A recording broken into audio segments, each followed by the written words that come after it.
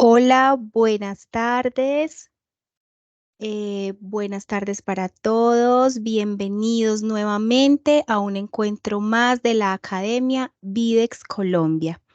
Em, es un placer para nosotros tenerlos hoy por acá. Bienvenidos nuevamente al encuentro del día de hoy, en el cual nos acompaña nuevamente Juliana Bejarano, nuestra entrenadora para Latinoamérica.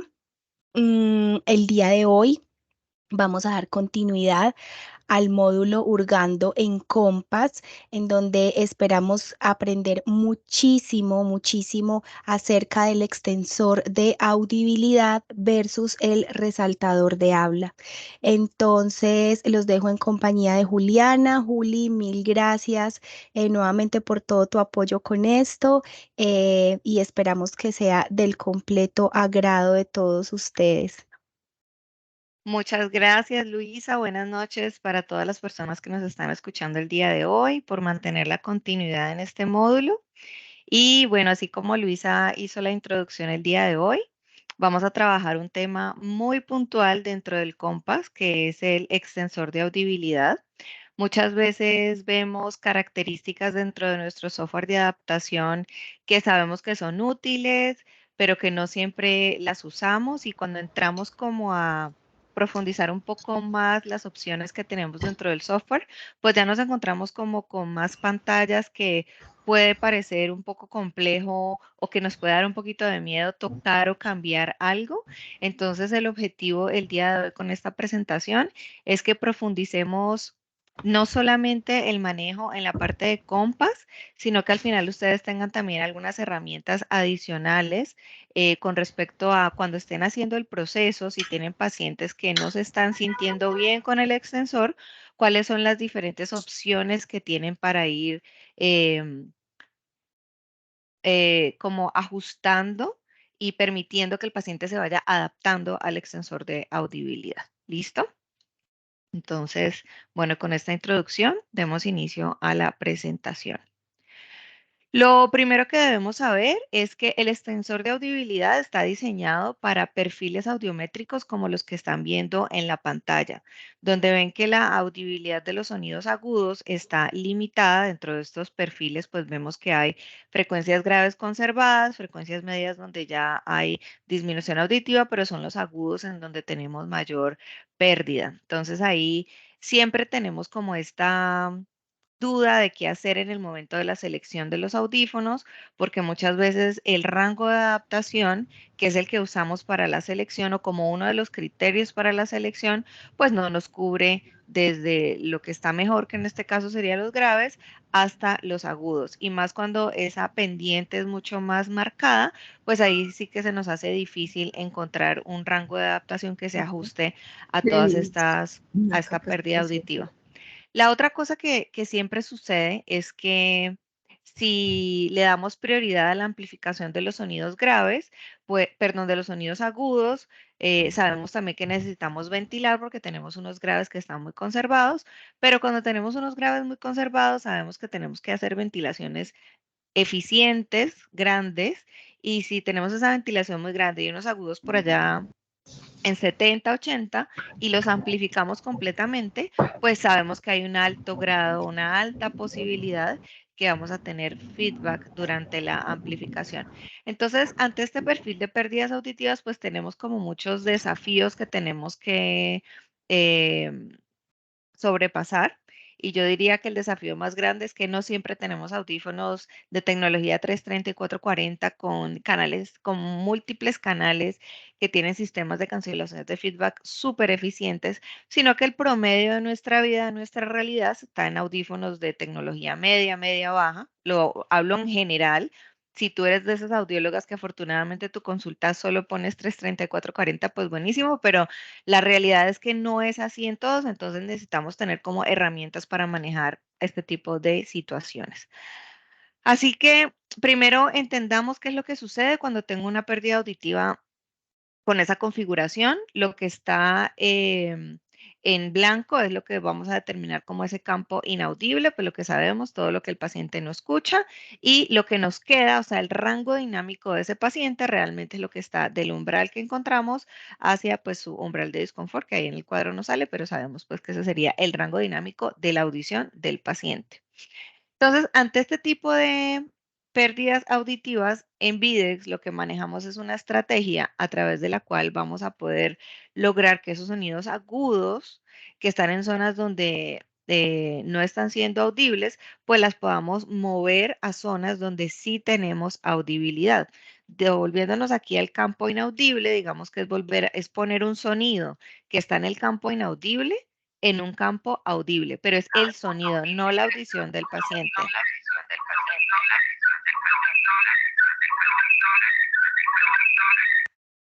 Es el sonido que está en el ambiente el que vamos a convertir de inaudible para el paciente a un sonido audible, es decir, vamos a cambiar las características de ese sonido para que el paciente las pueda captar a través de la amplificación.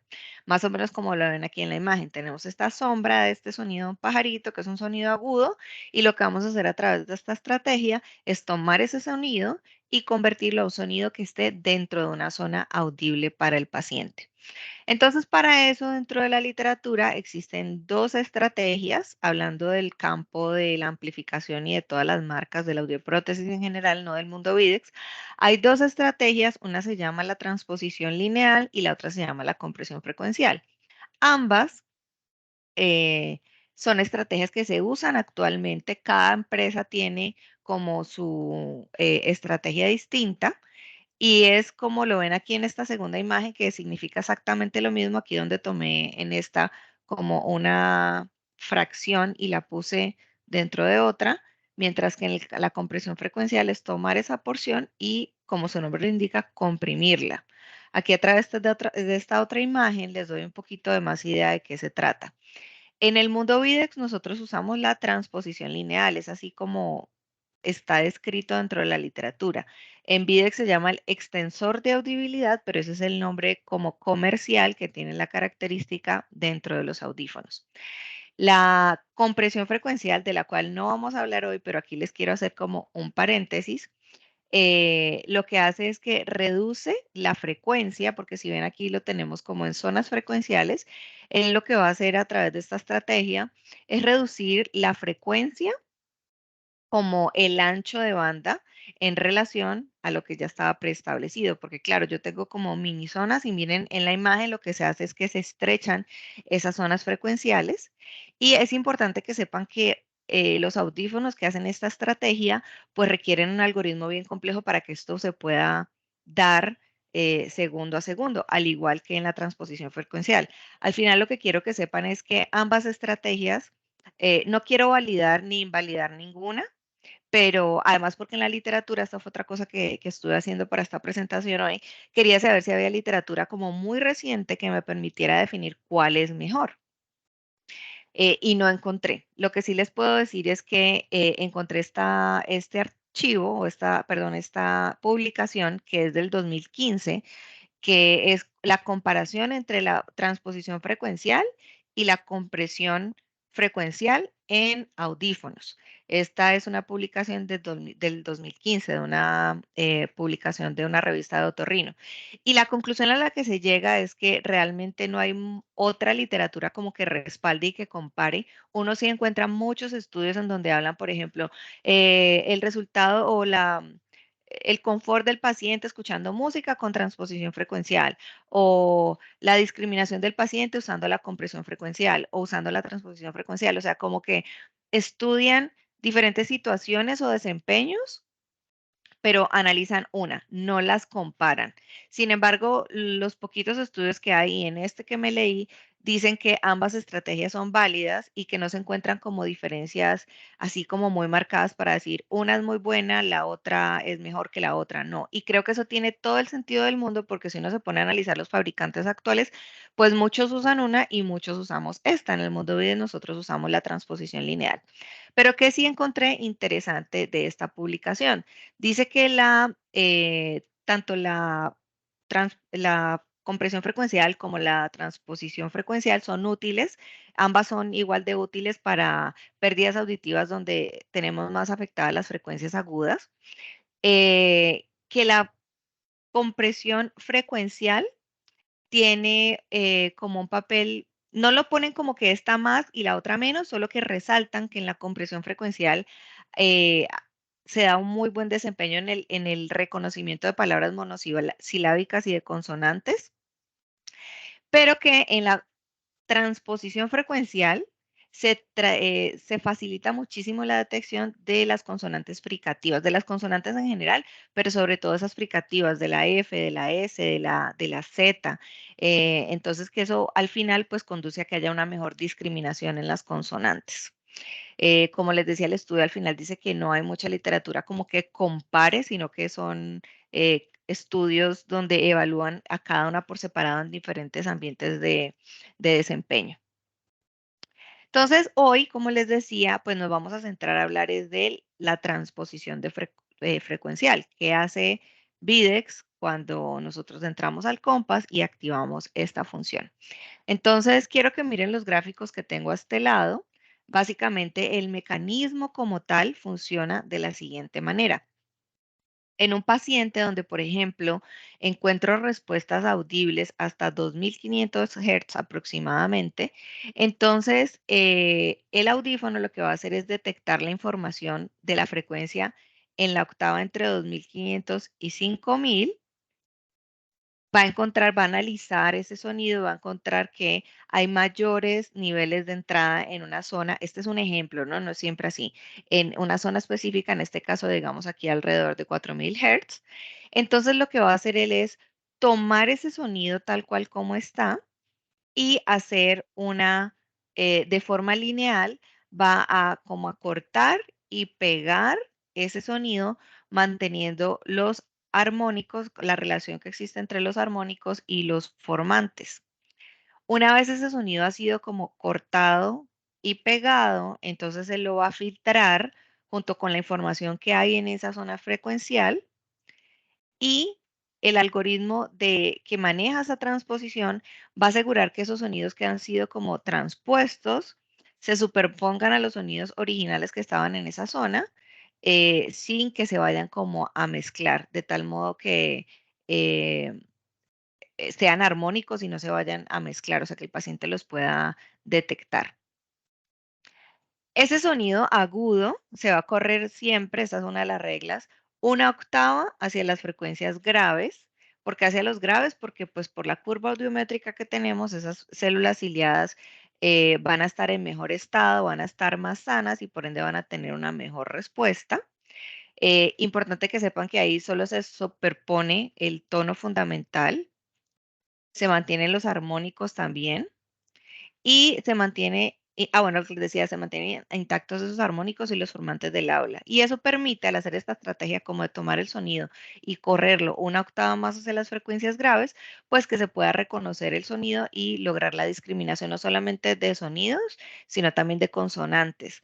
En Videx, ustedes saben, y yo siempre como que lo resalto en las presentaciones, la comprensión del habla, la claridad, la nitidez del habla es un factor importante y es lo que nuestros pacientes buscan para restaurar comunicación.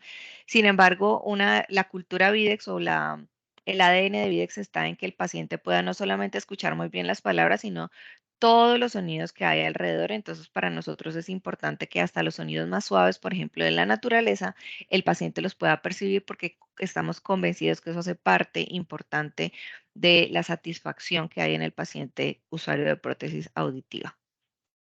Esto que les acabo de explicar, vamos a verlo entonces a través de una animación para que tengan como una mejor idea. Entonces ahí les decía, el sistema lo que hace es como un rastreo, va a detectar las entradas más notorias y así tal cual como está, la va a cortar y la va a correr una octava. Una vez hecho ese cambio, entonces va a filtrar ese sonido con tal vez los otros sonidos que hayan ahí presentes para que el paciente los pueda escuchar. ¿Y cómo se escucha? Ah, bueno, un momento, aquí tengo que hacer algo, tengo que parar de compartir porque no había puesto el sonido.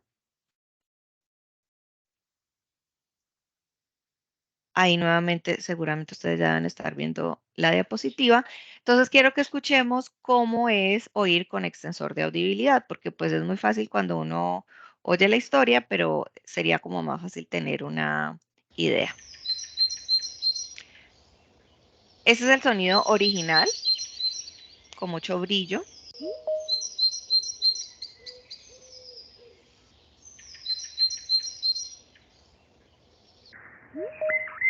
Y así es como se escucharía ese mismo sonido usando cuando activamos el extensor. Entonces se escucha, es fácilmente reconocible qué tipo de sonido es, gracias a la estrategia en cómo se hace. Sin embargo, vemos que es un tono un poco más grave. Y ahí vemos como tipo sound tracker, podemos ver cómo la señal ha sido cortada y pegada. Ahí lo vamos a ver en el sound tracker, que es algo que nosotros también podemos experimentar.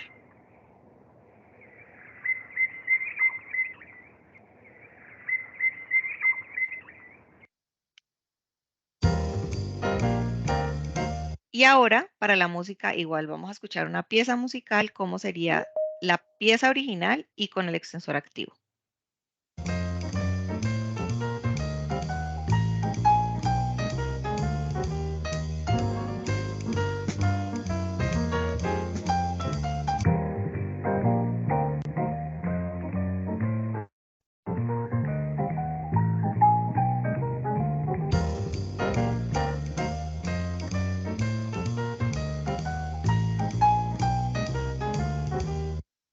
Y creo que ahí se logra como identificar y reconocer realmente qué es lo que nuestros pacientes están escuchando cuando se los activamos. Entonces, pues deben saber que este extensor no solamente es para permitir que sonidos como los que les acabo de presentar sean escuchados nuevamente por el paciente, sino también para que en la parte del lenguaje el paciente también tenga un apoyo y todos esos sonidos que se pierden, como esas fricativas de las cuales hablábamos al principio, el paciente vuelva a escucharlas. Si es en un proceso apenas de adquisición del lenguaje, pues es mejor esto a no tener ningún tipo de sonido que sea como una imagen para el cerebro, para em, esa reproducción posterior. Entonces, no solamente en pacientes prelinguales, perdón, poslinguales, sino que en pacientes prelinguales el extensor de audibilidad es una herramienta súper válida de usar. Y es en estas consonantes fricativas en donde vamos a encontrar como mayor beneficio. Normalmente las vocales, pues sí son audibles en este tipo de configuración auditiva. Y ¿por qué debemos pensar en esta estrategia en este tipo de perfiles? Porque no solamente a veces cuando encontramos estas respuestas pensamos que aunque el paciente tenga en una audiometría respuesta en 70, pues vamos a encontrar, si nos fuéramos a las células ciliadas, pensaríamos que todo lo que está ahí está intacto, las externas sobre todo, y nos daríamos cuenta que no, que ahí incluso a partir de 60 decibeles ya podemos encontrar daño en las células ciliadas y por ende la respuesta del paciente pues no va a ser la mejor. Convertir esos sonidos agudos en sonidos graves sin afectar los formantes del habla al paciente le va a permitir mejorar la discriminación y usar esta misma estrategia sin afectar los armónicos, pues le va a permitir al paciente audibilidad, que es lo que necesitamos, sobre todo esta muy buena combinación. Y como les decía, no solamente las palabras, sino sonidos que hay en el ambiente, como cuando suena la alarma, el sonido de los pajaritos, cuando suena el celular, que siempre lo tenemos en tonos agudos, em, el sonido de una alarma, cuando activamos el microondas, cuando activamos cualquier aparato electrónico, cuando la lavadora termina de hacer su ciclo, el lavavajillas, todos esos aparatos electrónicos generan al final un sonidito agudo que le va a permitir al paciente, pues cuando lo tiene activo, volver a tener ese tipo de información que para el paciente puede ser muy valiosa. ¿Cuáles son los candidatos para el extensor de audibilidad? Entonces, con todo lo que yo les acabo de decir, pues uno pensaría que curvas tipo más o menos así podrían ser candidatos. Y sí, yo creo que ese es cuando vemos este tipo de pérdidas auditivas, es en donde más rápido decimos, ah, voy a usar el extensor de audibilidad. Pero el extensor de audibilidad también sirve para pérdidas así, donde si vemos los agudos, pues están alterados, sin embargo, no es que estén por allá o que no encontremos respuesta. Aún en pérdidas auditivas, con este tipo de configuración, podemos usar el extensor de audibilidad cuando después de una amplificación tradicional, me refiero a hacer un sensograma, un test de feedback, y vemos que nuestros pacientes no tienen buena respuesta, podemos pensar en el extensor como una estrategia. ¿Y por qué? Entonces, bueno, primero debemos saber que el extensor de audibilidad se puede usar cuando las frecuencias agudas están aquí en esta zona gris. Si ven la audiometría, y bueno, para las que me están oyendo desde sus celulares, que sé que son muchas, háganse una línea imaginaria en el eje Y, en el audiograma, en 1000 hacia la derecha, o sea, hacia los agudos, y de 60 hacia abajo. Ahí está esa zona en gris. Cualquier respuesta en esa zona de frecuencias agudas podría ser un candidato para el extensor de audibilidad. ¿Y por qué? Porque cuando tenemos respuestas en esa zona, pues podemos tener zonas muertas. Las zonas muertas de la cóclea se pueden definir como esa área en donde existe una pérdida completa de células ciliadas o de neuronas que estén funcionando. En los casos donde hay muerte o hay zonas muertas parciales, podemos detectar incluso umbrales auditivos, pero lo importante es saber que esos umbrales auditivos que tomamos con la audiometría son el resultado de la activación de células ciliadas que han quedado como a los lados adyacentes y que están respondiendo ante el estímulo que mandamos con la audiometría. Pero realmente si viéramos con una lupa, podríamos vernos que hay pequeñas zonas muertas en esa cóclea y por ende encontramos respuestas en la audiometría, pero en el momento de que evaluamos discriminación, nuestros pacientes no están teniendo como un muy buen resultado. Entonces, pues las zonas muertas de la cóclea no se pueden definir con solamente hacer una audiometría.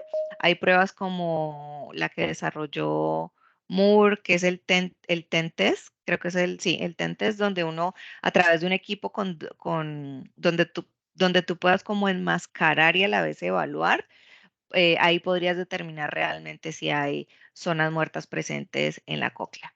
Pero bueno, el punto aquí es que quiero que sepan, porque realmente no todos hacemos el TEN test, es que si en un día a día normal tú tienes pérdidas auditivas de esta configuración y el paciente a nivel de discriminación no está evolucionando, entonces te invito a que pienses en el extensor de audibilidad y que lo actives y que lo ensayes y que veas a ver cómo te va.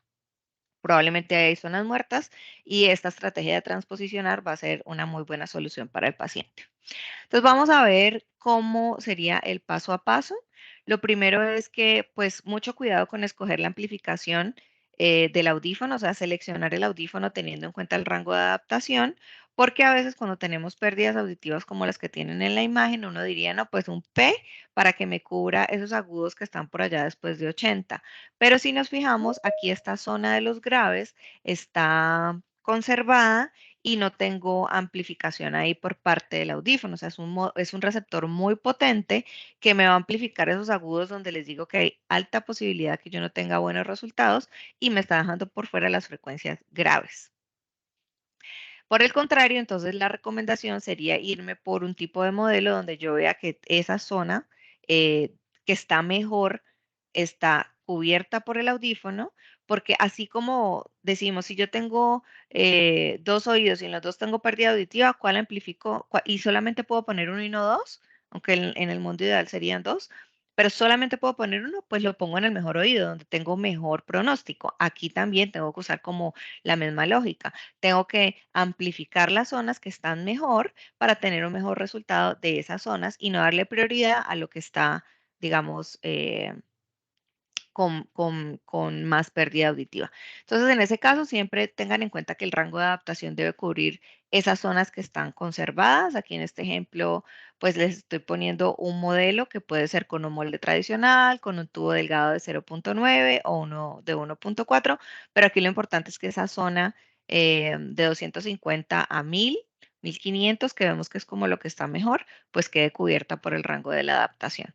Entonces, primero, no olvidar el tip que les acabo de dar. Nunca seleccionen la potencia del receptor o el modelo basándose en solo el rango de adaptación.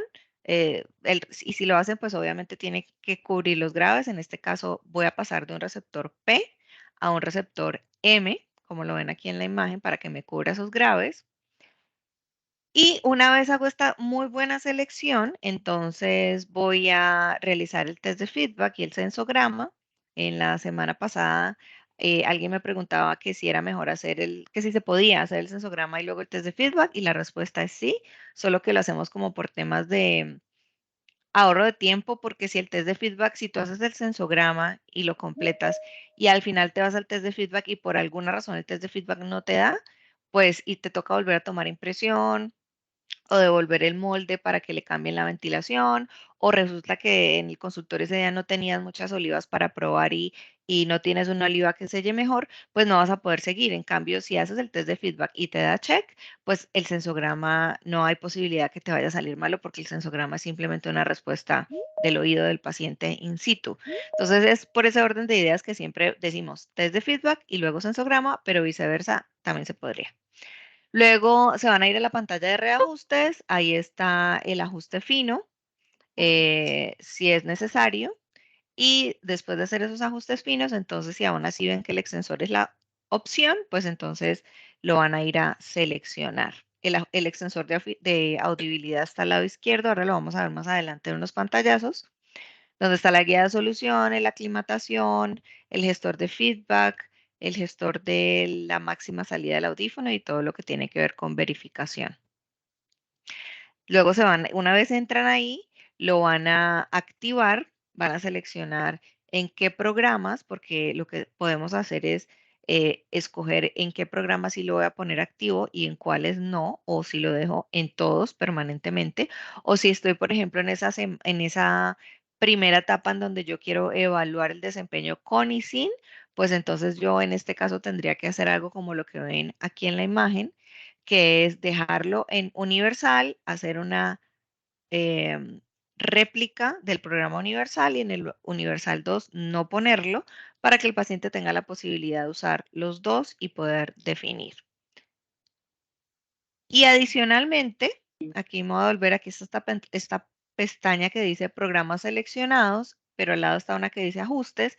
Entonces tengo más herramientas todavía para modificar el extensor de audibilidad. Esas herramientas son la frecuencia de inicio, el rango de frecuencias del audífono, el volumen de ese sonido que se va a transposicionar y la parte de la aclimatación del extensor de audibilidad. Esa frecuencia de corte, que es el primer ítem que les mostré acá arriba, normalmente Compass lo pone automático. Y esta sí es de esas características que yo le digo a la gente, no se maten mucho. Yo en otras siempre digo, usen el criterio audiológico, usen el criterio clínico, no le crean a Compass porque Compass se puede equivocar. O sea, Compass al final es una máquina. Pero en este caso yo sí siento que es bien preciso como en escoger ese punto en donde él va a empezar a tomar esa zona y la va a transposicionar. Yo diría que en un 95% de las veces hace una muy buena selección de ese inicio de corte. Para ese 5% que nos queda, ahora más adelante les voy a dar opciones. Pero entonces ahí lo que vamos a ver es ese punto y él me muestra a través de la raya naranja cuál es la zona que va a tomar en el ambiente y que va a transposicionar y volverla una octava más hacia las frecuencias graves. Y me lo muestra en la imagen con estas barras. Esa es la frecuencia de inicio. Luego tengo algo que se llama rango de frecuencia del audífono, que es la banda de salida. O sea, todas las bandas van a estar abiertas, las bandas que están disponibles en el audífono. Hasta el final, ella siempre, a pesar de que hacen esa transposición, va a quedar abierta. Luego está el volumen que les decía, es esa ganancia que se está dando para el sonido que está transpuesto y obviamente esa ganancia está determinada por los datos del sensograma, por los datos de la pérdida auditiva del paciente.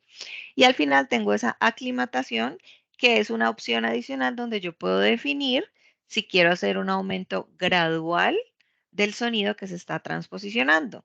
Así como en la amplificación normal, cuando sabemos que nuestro paciente no puede regresar a la consulta cuando pueda, cuando necesite, sino que vive por fuera o no tiene fácil la movilidad, nosotros activamos la aclimatación para que el audífono progresivamente vaya aumentando la ganancia, ¿cierto?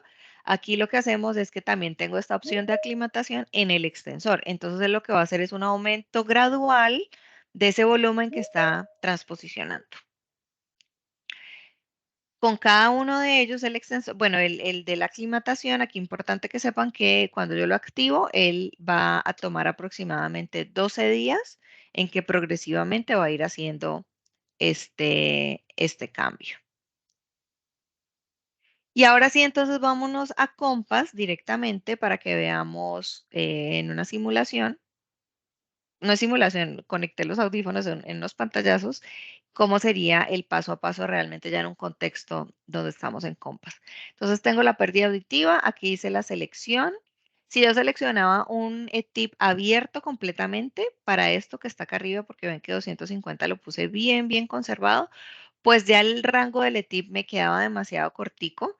Entonces ahí uno tiene que empezar, aquí es donde yo sí pienso que uno tiene que usar mucho el criterio audiológico y empezar a pensar, bueno, no sello completamente el conducto, de qué tamaño es ese conducto, cuánto espacio se va a perder con la sola puesta del receptor. En este caso yo escogí un RIC recargable. Entonces tengo que empezar a pensar cuánto espacio más o menos ya se va a sellar con el solo tamaño del receptor y qué oliva sería como la indicada para que igual ese oído me quede bien ventilado. Si yo tengo un oído súper estrecho y medio entra el receptor, obviamente no van a seleccionar esta oliva, se van a ir a la oliva más chiquitica y más abierta posible porque ya el solo receptor está sellando o usando gran parte del conducto auditivo. Pero si yo tengo un conducto auditivo grande, tengo esta pérdida auditiva y sé que y tengo esta oliva en tamaño la más chiquita, pues sé que igual el oído igual va a estar ventilado, entonces hago como todo ese análisis de la situación y selecciono la que mejor me cubra, pero tampoco que me cierre porque necesito ventilar todo esto que está por acá en las frecuencias graves. Seleccionamos el nivel de la experiencia, de ese sí no tomé una foto, pero luego hacemos el test de feedback, en este caso me selló. Si no les llegara a dar el test de feedback en las frecuencias agudas y ustedes de entrada saben que van a usar el extensor ¿Qué de tal? audibilidad, Y no se entonces, preocupen, no, el problema no es tanto que, ¿y con quiénes te toca? Con Santi Muñoz solamente. vamos a Papo. silenciarle ya. Ya, bueno. Em, sí, para que no escuchemos la historia completa. Entonces, si ustedes saben que el extensor van a usar esa estrategia y en los agudos no les da el test de feedback, no se preocupen porque al final ustedes eso no lo van a amplificar, entonces no lo van a necesitar. En este caso, pues sí nos dio. Luego hacemos el sensograma y luego de eso, entonces, en la parte de reajustes, ajustar extensor de audibilidad, me voy aquí voy al extensor, le doy clic y esta es la pantalla que me va a aparecer. El Sound Tracker va a empezar a funcionar. Ahí yo voy a ver cómo, en la medida que yo active los programas, el Sound Tracker me va a mostrar cómo están funcionando esos canales y esos sonidos que están transposicionados. Como les decía, yo voy a escoger aquí cuál es el programa o si lo quiero en todos, en uno, en dos, en tres, en cuáles lo voy a activar. Y una vez yo lo active, entonces quiero que miren aquí en el soundtrack lo que sucede. Él me va a mostrar a través de una barra cuál es la zona que va a empezar a hacer esa transposición. Y una vez ya esté activo, entonces me van a salir, a diferencia de esta, aquí estaban como los sonidos, la entrada, la ganancia, que es el sonidito más oscurito que ven arriba, la barra más arriba es la ganancia que está dando. Los otros sonidos son los sonidos que están entrando al audífono, o sea, la entrada y el de aquí es la ganancia, o sea, al final el borde superior sería la salida. Cuando ya yo lo activo, entonces veo cómo me salen tres barras adicionales que sería que significan ese sonido que estoy transposicionando. Y en la parte de abajo, pues me van a aparecer estas barras de las que hablamos al inicio, donde está la frecuencia de inicio, el rango de frecuencia del audífono.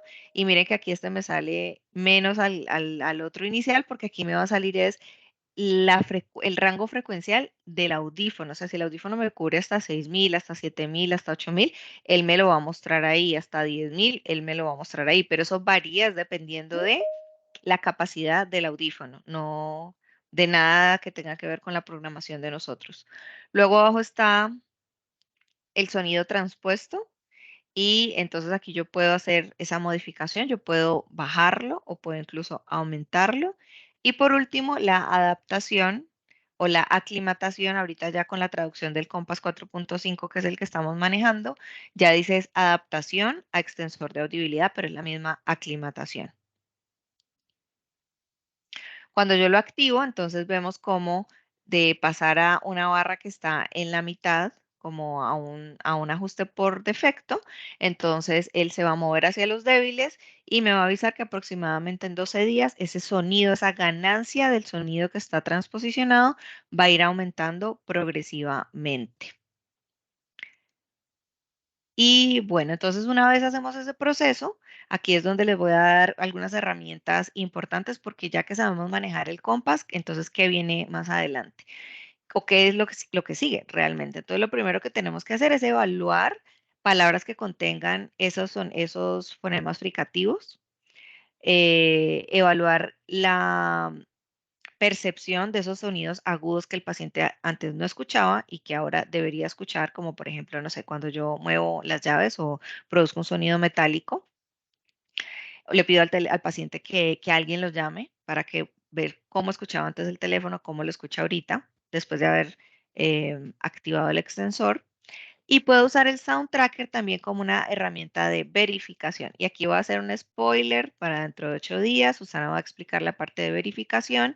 Y nosotros pues sabemos que dentro del proceso de la adaptación, según la Academia Americana de Audición, pues deberíamos hacer también procesos de verificación, ¿cierto?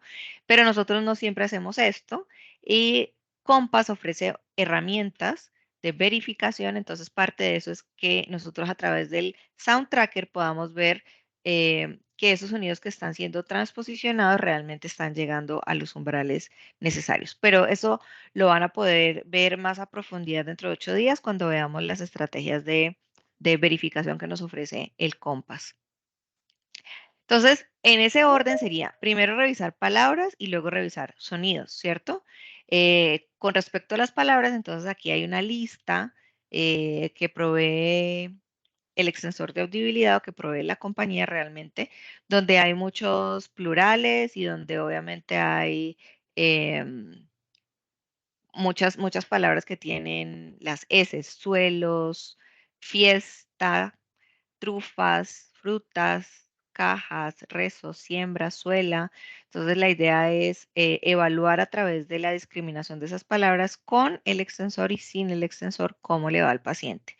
Y también revisar a través de una lista de sonidos, como por ejemplo la sensación que el paciente experimente cuando usa los cubiertos, cuando una cuchara golpea el vaso. Aquí tenemos una lista larguísima, joyas chocando, rascarse la ropa, cepillarse el pelo, el canto de los pájaros o de las ranitas o de esos sonidos que sobre todo en la noche se vuelven mucho más perceptibles, un silbido, música, sobre todo recordemos que la música tiene mucha carga de frecuencias agudas, así que es pasarle como esa lista de sonidos al paciente y permitirle que él pueda experimentar con y sin, o nosotros dentro de la consulta con y sin, y a ver el paciente cómo le está yendo. ¿Qué puede pasar? Que el paciente al inicio muchos te digan, sí, lo siento, me gusta, vamos a ver entonces cómo nos va de aquí hasta el siguiente control, pero también puede pasar que durante estas pruebas o usar este tipo de situaciones, pues el paciente no tenga como muy buenos resultados. Entonces vamos a ver para las diferentes opciones que se pueden presentar, cuáles serían las alternativas. Entonces, si el paciente de entrada rechaza el extensor de audibilidad, ustedes deben tener súper claro que se necesitan mínimo 3 semanas para que el paciente pueda darle la oportunidad a su cerebro de acostumbrarse a este sonido.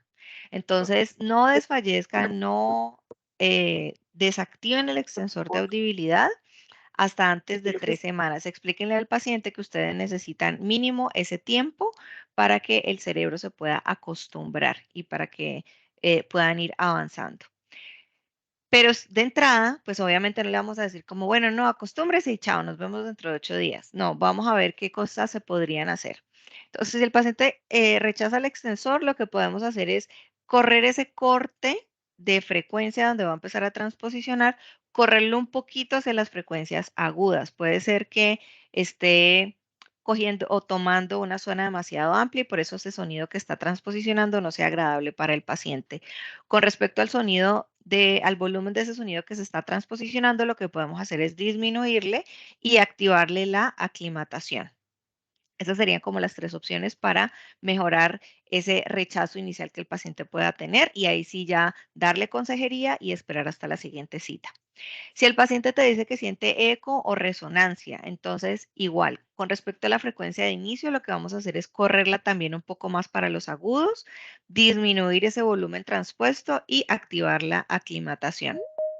Si él habla, las palabras que les pasamos al paciente no son claras. Aún así el paciente no logra discriminar esos fricativos. Entonces lo que vamos a hacer es ese corte de frecuencia, ese inicio de frecuencia, vamos a correrlo un poquito más hacia los graves para que él pueda tomar más rango frecuencial y nada más. Y ahí volvemos a evaluar. Si el sonido transpuesto no es audible, o sea, si muchos de los sonidos que evaluamos de la cotidianidad no son audibles, lo que se recomienda aquí sería aumentar el volumen de la ganancia y verificar en el Sound Tracker, nuevamente esto lo vamos a ampliar mucho la próxima semana, verificar a través del Sound Tracker que ese sonido que está siendo transposicionado esté llegando a tocar los umbrales o la meta de amplificación que el audífono establece. Si el paciente presenta hiperacusia frente a este sonido, simplemente pues es disminuir el volumen y activarle la aclimatación. Si el paciente refiere que la calidad del sonido es opaco, entonces vamos a correrlo más hacia las frecuencias agudas, aumentar el rango de frecuencia de salida y no le vamos a mover nada más.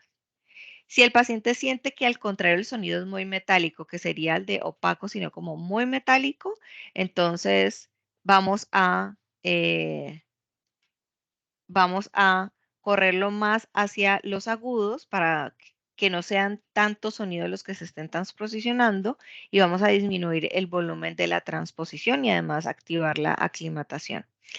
Y si tenemos feedback presente, aquí es muy sencillo, lo que hay que hacer es ese rango de salida del audífono, que es como la frecuencia, el rango de frecuencia de salida, lo vamos a cortar y al cortarlo pues no van a salir sonidos agudos y por ende el feedback va a disminuir. Les decía que al principio es importante que demos consejería, que le expliquemos al paciente bien lo que vamos a hacer, lo que hay que esperar y el tiempo que hay que darse para lograr la adaptación. Entonces, primero, evaluar qué necesita saber el paciente. No todos los pacientes, según su educación, expectativa, necesidad, necesitan saber todo. Siempre hay que ajustar el discurso dependiendo de cada paciente. No explicar como que más de lo que el paciente no necesita o quiera saber. Vamos a ayudarle a reconocer esos nuevos sonidos. Vamos a explicarle que eso es como reconocer una nueva voz propia. Ayudarle a reconocer esas palabras con fonemas fricativos.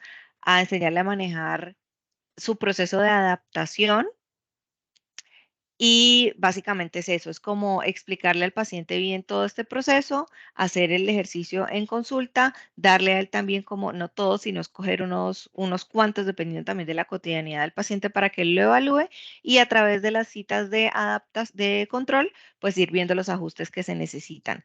De entrada, como siempre, ajuste fino y voy a repetir frase de Susana, fino es poquito. O sea, no hagan cambios muy bruscos, hagan cambios sutiles, den buena consejería y esperemos a ver el paciente qué refiere hasta la cita de control. Y bueno, a continuación, entonces, para que esto hoy sea mucho más productivo, le pedí a Susana, que tiene mucha experiencia con muchos pacientes, que nos compartiera casos reales de ella, de su cotidianidad. Y a continuación, entonces, les voy a presentar unos casos presentados por ella. Ella no se encuentra en el país hoy, pero hicimos este ejercicio, ella lo hizo con mucho cariño realmente para todos ustedes. Entonces, aquí les voy a poner la presentación de los casos. Con esto finalizo mi parte y pues al final, si van teniendo dudas, váyanlas elaborando mientras vemos los casos y luego las revisamos al final. ¿Listo? Bueno, hola a todas.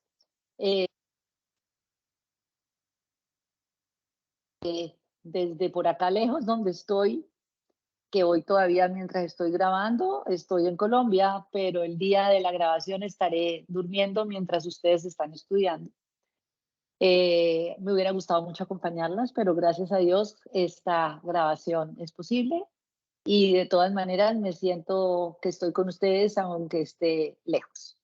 Vamos a hablar un poquito sobre los casos específicos que he tenido, muchos casos, pero estos me acuerdo de casos difíciles que hemos solucionado con el extensor de audibilidad. Entonces vamos a empezar con este caso. Este es un paciente que realmente recuerdo con muchísimo cariño.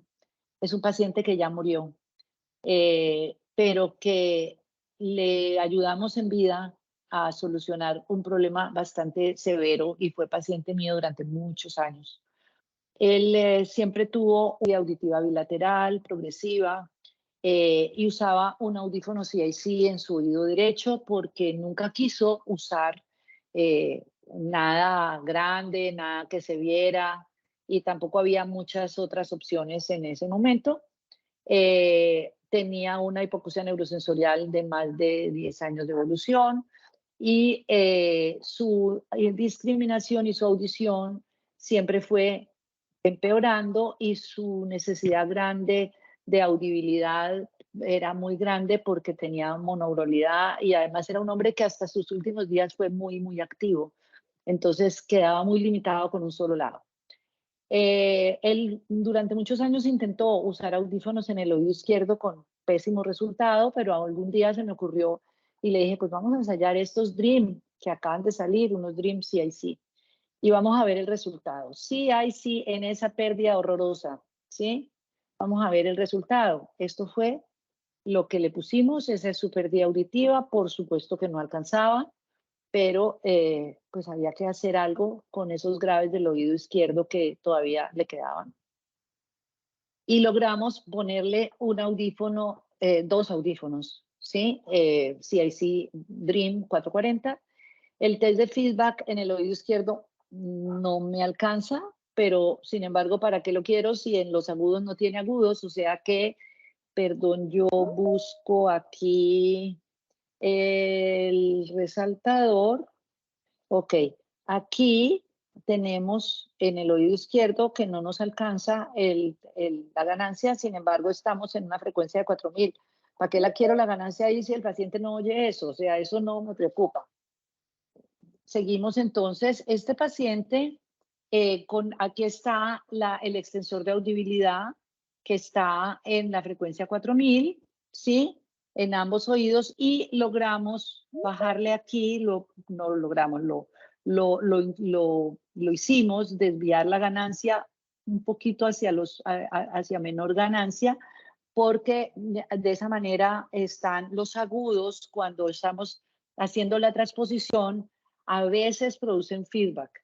Entonces, como están pues fuertes, le bajamos un poquito a la transposición y con eso ya no produce feedback. Este paciente estuvo muy contento todo el resto de sus años que le quedó y pienso yo que pues se nos fue, pero se fue feliz escuchando. Este es un paciente también un poco extraño. Es un paciente de 72 años que ha vivido en Estados Unidos, que tenía insuficiencia conductiva mixta, tenía una conductiva probablemente mixta, no lo podemos saber, en su oído izquierdo, y le pusieron un baja hace muchos años, y él, por su trabajo, es pescador, es marinero, andaba en barcos con viento, con agua, con manos mojadas, y el baja se perdió.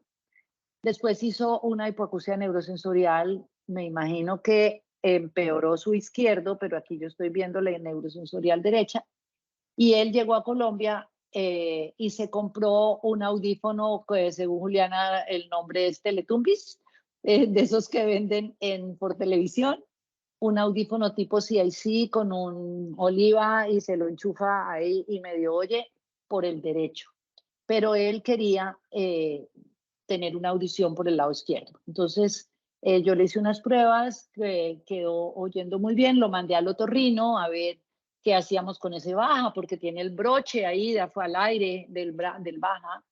El otorrino dijo que pues que eso, lógicamente hay que cerrarlo y que lo va a operar. Y él hizo una compra de un solo audífono para su oído izquierdo porque le importaba mucho tener esta binauralidad. Yo le dije, mire, necesitamos darle audición también al derecho, pero él no tenía todo el dinero, compró su audífono izquierdo y se sigue poniendo el Teletumbis en el otro lado y él ha dicho que en un mes más o menos viene a buscar su audífono derecho y está contento. Entonces vamos a ver qué le hicimos, ¿sí? Esta es la audición de él y el audífono que escogimos. Por supuesto, los agudos no alcanzan. Aquí tenemos el sensograma y el test de feedback que nos da pues muy bien, ¿sí? Y los agudos pues no los oye, pero ya sabemos que no los iba a oír, no estamos esperando eso. Y cuando hacemos el extensor de audibilidad, el sistema me lo pone en 3800 y en 3800 lo dejamos. Ni siquiera le pregunté ni le expliqué nada, simplemente plup, se lo puse y le dije qué tal está oyendo. Está muy contento, está oyendo bien. Así que creo que es una solución y una de las cosas que quiero que quede clara es que para usar el extensor de audibilidad no necesitamos que el audífono sea un recargable, ni un retroauricular, ni un SIC. En cualquier tecnología y en cualquier formato podemos activar un extensor de audibilidad. Vamos al tercer caso. Este es un contador que tiene 65 años, que muchas veces está en reuniones importantes y ha usado siempre audífonos CIC 440, pero su pérdida auditiva empeoró y ya no le alcanza el CIC. Entonces, optamos por un Evo 440 hace unos años y todavía lo tiene. Su discriminación en la cabina, una logoaudiometría del 100%, pero él no, en la vida real, no entiende, ¿sí?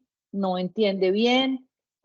Cuando hay ambiente silencioso, por supuesto, sí, pero si habla por teléfono también perfecto, porque tiene un iPhone y pues entra la llamada. Pero cuando hay bulla, cuando hay ruido ambiental, cuando hay muchas personas, él no alcanza a entender bien. Y le activamos el extensor de audibilidad y realmente ha mejorado muchísimo la discriminación. Aquí me dirían, y Juliana me hizo la pregunta también para que me acuerde de explicárselos, ¿por qué escogemos el extensor de audibilidad? Si nosotros pasamos una línea por aquí derecho, ¿sí? Y aquí en 60, todo lo que queda en este cuadrante está por debajo de 60 y más acá de 1000. Eso es susceptible de probar si funciona un extensor de audibilidad. La otra cosa es que no siempre podemos tener acceso a un audiómetro de altas frecuencias y es probable que las frecuencias por encima de 8000 estén peor. Entonces, muchas veces con pérdidas más planas y con pérdidas que no están así, con caídas grandes en agudos, yo hago la prueba de cuando tiene problemas de discriminación, ponerle un extensor de audibilidad, así sea con el con el corte de frecuencia lo más agudo posible. Y sorpresa, he encontrado algunos casos donde mejora la discriminación, porque seguramente por allá después de 8000 está peorcita la audición. Aquí tenemos los audífonos escogidos. Miren que acá nos va a coger todo el rango, ¿sí? El test de feedback me da perfecto. El sensograma, pues bien, aquí vemos que está más abajo los graves porque el audífono tiene una ventilación. A mí me gusta cuando el paciente tiene problemas de discriminación, ventilar. Así la audiometría no sea muy alta, pero es que un huequito mejora la discriminación. Y acá estamos viendo el corte de frecuencias que aquí nos da en 3000. Yo lo dejé así, el paciente se siente bien y así lo dejamos. Este paciente tiene 3 programas. Tiene el programa universal, tiene un programa de impacto que sabemos que se utiliza en determinadas ocasiones para mejorar discriminación cuando está muy complicada el ambiente, y él a veces lo usa, no mucho, pero a veces lo usa, y un programa de confort que sabemos que no mejora la discriminación, mejora la comodidad en ambiente ruidoso, más no la discriminación. Entonces a veces puede estar en algún sitio ruidoso, pero no tiene que estar hablando con nadie. Entonces, aquí o no necesita entender mayor cosa. Entonces, por eso tiene sus 3 programas, y en los 3 programas se le activó el extensor de audibilidad.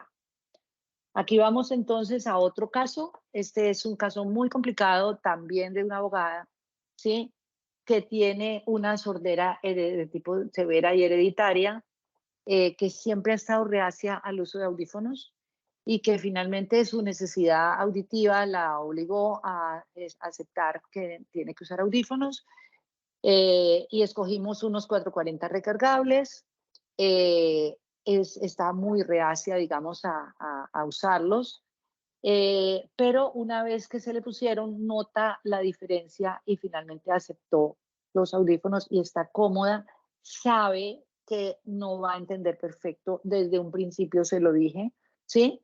Y no llega siempre a la discriminación del 100%, pero entiende que no va a llegar al 100% y acepta que va a mejorar, pero no va a llegar al 100%. Una de las sorpresas más grandes que tuvo esta señora es que conectó los audífonos a su celular, y ella tiene que estar siempre conectada por cosas de su trabajo, y oh sorpresa, le entró una llamada y ella oyó el timbre del teléfono y quedó como que, ¿what? Y esto suena, ¿sí? Y entonces contestó el teléfono por Bluetooth, y eso la mató, ¿sí? Con eso, y poder hablar por teléfono, con el teléfono aquí en la mesa, sin tener que estar en un altavoz a todo volumen, y que ella tenga el teléfono separado de donde ella está y que timbre y que ella lo oiga aquí. Para ella fue, mejor dicho, eso. Y el marido, que estuvo todo el tiempo diciéndole que quería que se pusieran los audífonos, que se pusieran los audífonos, eso fue la gran ayuda para que ella aceptara sus audífonos. Miren que aquí, o sea, cualquiera diría, aquí no le sirve. Si vea, esto quedó por fuera y esto todo quedó por fuera. ¿Y yo para qué quiero eso si con eso ella no oye? Yo lo que necesito es darle lo mejor posible aquí, y lo de aquí que se pierda, que no me importa, ¿sí? Entonces, ese es lo que le pusimos. Este es su test de feedback. Aquí tenemos un sensograma, ¿sí? Este sensograma me dio muy por encima de la audición, pues realmente lo dejé así, ¿sí? Porque si lo estaba oyendo, seguramente con su molde ahí metido, estaba oyendo mejor por ahí. O sea que yo así lo dejé. Yo le creo al sensograma más que a nada. Entonces, así lo dejé. Y el extensor de audibilidad quedó en un programa de música. Esta señora oye mucha música, le encanta la música y tiene mucha música en su teléfono, y tiene también su programa universal, y está programado en 2300, y en 2300 lo oye bien y lo dejamos ahí, ¿sí?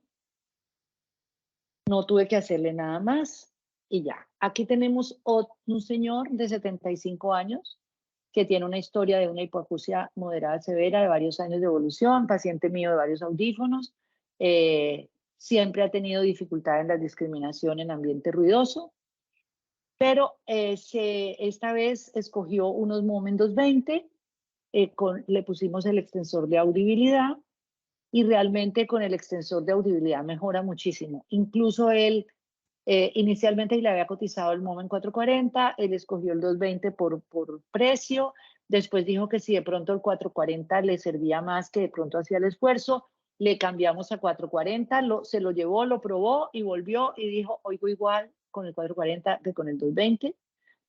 Yo pienso que su oído, por más maravillas que haga el audífono, su oído no percibe esas maravillas. Entonces lo volvimos a dejar en 220 y siempre con el extensor de audibilidad. Este es el audífono que escogimos. También me quedan por fuera todos los agudos, ¿sí? Y aquí tenemos el el test de feedback. Yo tuve que subirle el volumen después de hacer el test de feedback y hacer el sensograma, porque él siempre quiere oír un poquito más duro. Lo que pasa es que él tuvo unos audífonos de la EPS, de estos matracas que suenan durísimo, y se acostumbró a usar audífonos más fuertes. Además, tiene su esposa con una enfermedad de Alzheimer y entonces tiene que estar siempre atento a ver qué pasó en la casa, qué dijo la enfermera, qué pasó con la esposa. Entonces creo que está como necesitando que suene más duro. Entonces aquí se ven, los punticos están por debajo y la línea continua está por arriba, es un poquitico, pero en el sensograma también se ve que el sensograma da por debajo del umbral y también lo que pasa es que él tiene una sensación de oclusión y nos tocó abrirle un poquito la ventilación más de lo que Compass propone. Entonces eso hace que los audífonos requieran un poco más de intensidad a nivel de sensograma para poder llegar a un umbral auditivo. Esta es la calibración del sensor de audibilidad, quedó en 3800, ¿sí? Y el volumen está en el nivel que Compass lo propone. Este es el último caso. Esta es una paciente abogada también de 76 años, con una hipoacusia familiar. Yo atiendo a la hermana, yo atiendo a la mamá, ¿sí? Y ella, algo así como que ella no quiere ser de ese combo de sordos, entonces ella no necesita audífono. Y ella oye bien todo, ¿sí? Tiene el teléfono a todo volumen, pero ella no quiere nada. Pero yo hablando con ella, en algún momento le dije que a su edad, yo le dije, después de los 15, uno empieza a perder memoria, ¿sí? Porque yo sé que ella está perdiendo memoria. Y le dije, uno empieza a perder memoria y cuando uno no está muy atento a todas las estimulaciones auditivas, pues está propenso a tener problemas de atención, problemas de memoria, incluso hay pacientes con más problemas cognitivos, sin decirle usted va a tener problemas cognitivos, sino eso estimula la aparición de problemas cognitivos. Esta mujer se paniqueó, ¿sí? Y decidió que ahora sí se va a poner los audífonos. Entonces, escogió los Bose 220 Fusion 2, pues por el precio, ¿sí? Y vamos a mirar cómo lo pusimos. Entonces, acá tenemos, esto tiene una pérdida grande en agudos que Compass no está proponiendo el abierto. Sin embargo, yo en un momento dado le puse olivas tulipán y ella no resiste la oclusión. Entonces le puse abiertos y yo para mis adentros pensé, si no oye perfecto no me importa, pero con tal de que no le moleste, prefiero que no le moleste y los use y no que queden perfectos y no los use. Sin embargo, el test de feedback me dio bien, aquí alcanza el rango, le puse pues los abiertos y aquí este es el sensograma y el test de feedback que está bastante bien. Quiero que vean lo último y es el extensor de audibilidad. El extensor de audibilidad está propuesto en 3.800. Sin embargo, yo lo puse en 4.900. ¿Por qué?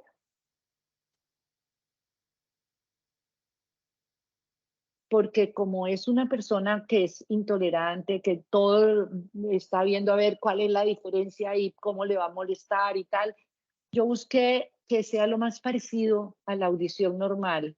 En algún momento se lo correré, sí, pero en este momento se lo puse en 4.900, aunque lo ideal sería en 3.800. Y también, si ustedes se fijan aquí, le activé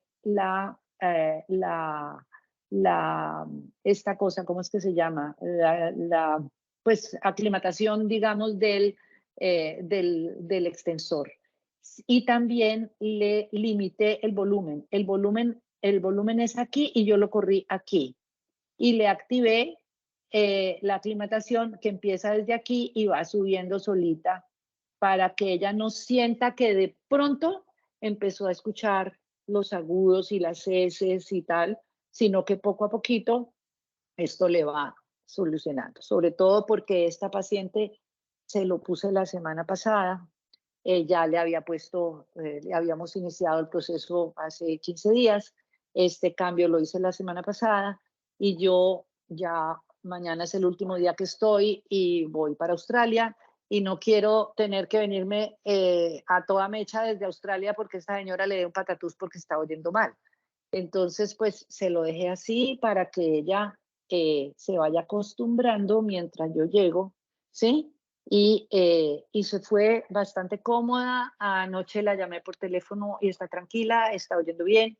Así que aquí estamos. Entonces, hasta aquí llego yo. Espero que disfruten mucho esta charla de Juliana y las que siguen. Y cuando yo llegue, pues ya veremos cuál más voy a acompañarlos. En todo caso, un abrazo desde hoy, desde Colombia. Cuando lo escuchen desde el otro lado del mundo, estaré yo durmiendo mientras ustedes están aprendiendo. Un abrazo a todas, las quiero mucho, chao.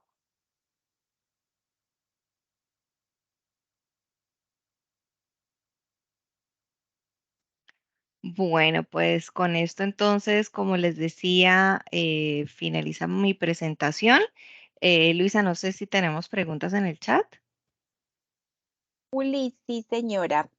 Por acá hay un par de preguntas. La primera dice, ¿cómo saber cuándo debemos modificar el volumen en la transposición de frecuencias? Bueno, entonces me voy a volver acá.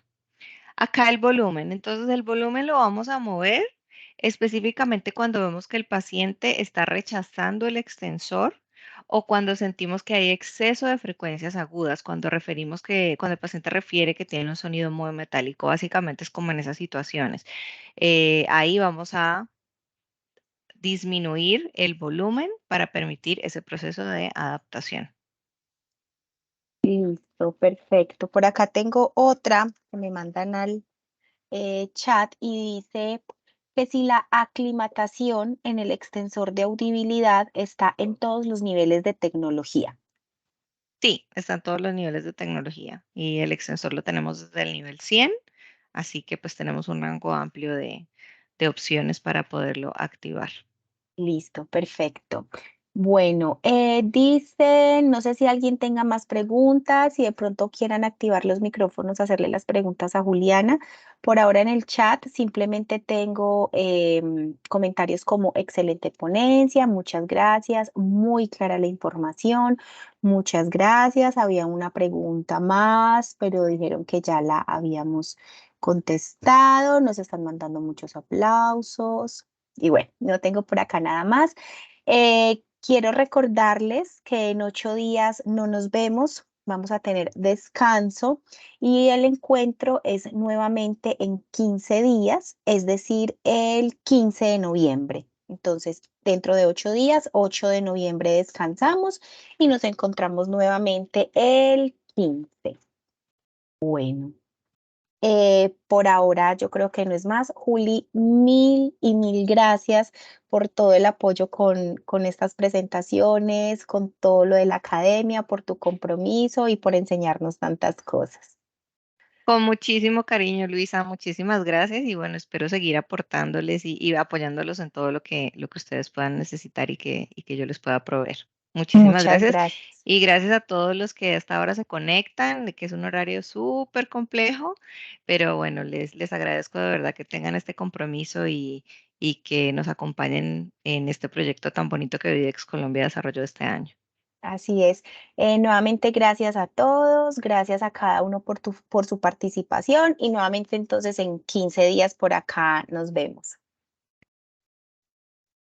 Chao, gracias. Mil gracias. Gracias a ustedes. Por ahí hay una manito levantada.